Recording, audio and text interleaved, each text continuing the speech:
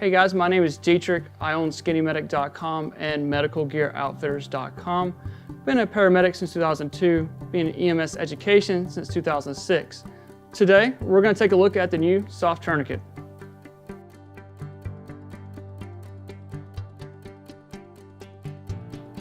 So thinking about a tourniquet, we want to use that for massive bleeding, life-threatening bleeding in the arms or the legs.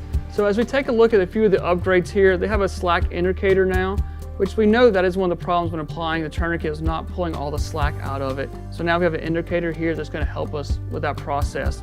They've upgraded the buckle, super smooth for one-handed application.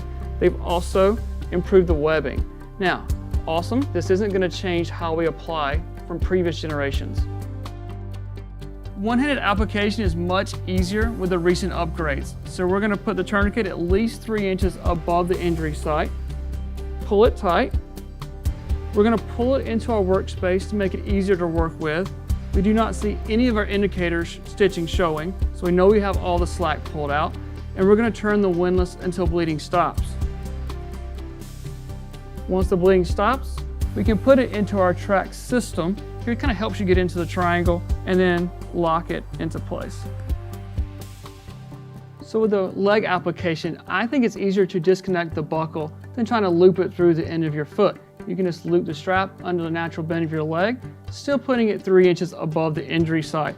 So we can disconnect the buckle, slide it under my leg, lock the buckle back into place here.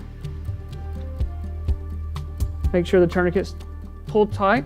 We can pull it into our workspace here. We have the indicators not showing, so we know have all the slack pulled out of it. And we're going to turn the windlass until bleeding stops. Once the bleeding stops, we can put it in the track system to help secure it, and then finally lock it into the triangle to make sure it's secure.